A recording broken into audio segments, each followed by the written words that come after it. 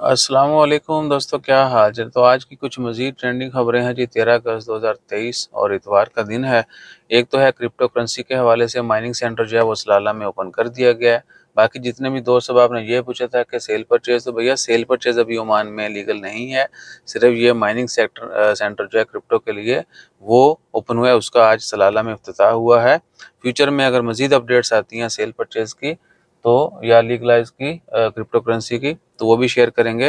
اور دوسری ہے جی، سنگل فیسٹیول گراؤنڈ جو ہے وہ اوپن ہونے جا رہا ہے، اس کی بیڈنگ جو ہے مسقط میونسپلٹی نے اناؤنسمنٹ کر دی ہے کہ جی کمپنیز جو ہیں فرسٹ ڈگری کی کمپنیز جو ہیں وہ اپنے بڈ جو ہیں وہ جمع کروائیں ایک ہی جگہ پہ۔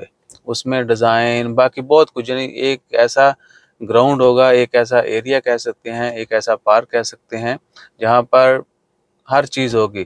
ابھی دیکھیں فیسٹیول جو ہے ایک جگہ پہ نہیں ہو سکتا ہے کیونکہ وہاں پر پارکنگ کے ایشوز، بیٹھنے کے ایشوز، بڑوں کے الگ بچوں کے الگ، انٹرٹینمنٹ کے بہت سارے مواقع وہ ایک ہی جگہ پہ نہیں ہیں۔ تو اب ایک ایسا پارک، ایک ایسا گراؤنڈ تیار کیا جائے گا جہاں پر آپ کو فیسٹیول کے سارے نظارے نظر آئیں گے ایک ہی جگہ پہ۔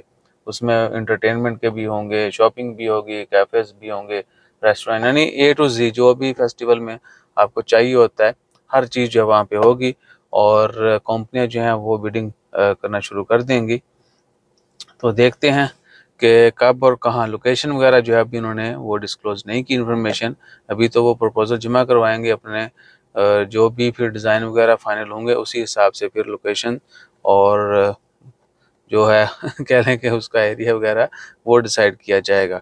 اور عمان بوٹینیکل گارڈن کے حوالے سے آپ کو بتایا تھا کہ کچھ عرصہ پہلے میں نے وہاں جا کے ویڈیو بھی بنائی تھی، بعد میں نہیں گئے، اس کا کام تقریباً کمپلیٹ ہونے کے قریب ہے اور انیشلی اس کا آغاز اسی سال کے اینڈ تک کر دیا جائے گا۔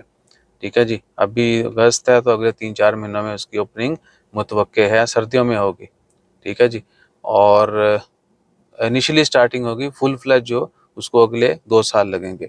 ایک اور خبر سی استاد جی، ہاں اچھا یہ ہوگی، یہ بڑی خبر سی فیسٹیول پارک والی، یہ مسقط گورنریٹ میں ہی ہوگا، یعنی مسقط شہر میں ہی یہ جو گورنریٹ ہے مسقط کی پوری اسی میں ہوگا، یہ کہیں دور نہیں ہوگا۔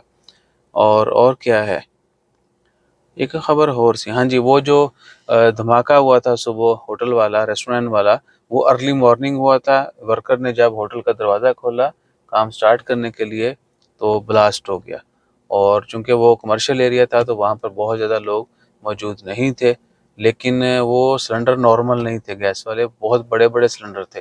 بعد میں مزید ڈیٹیلز بھی آئی ہیں، اور اللہ تعالیٰ خیر فرمائے، یہی ہے کہ بس اپنا خیال رکھا کریں اور چیزوں کی کیئر بھی کریں، اور مینٹیننس سروس یہ وہ جو ہے وہ پراپر ہونی چاہیے۔ ایک چھوٹی سی غلطی بہت بڑا نقصان، اور یہ والا میرے خیال سے عمان کے اگر کوئی اندازہ لگایا جائے یا دیکھا جائے تو بہت زیادہ، یعنی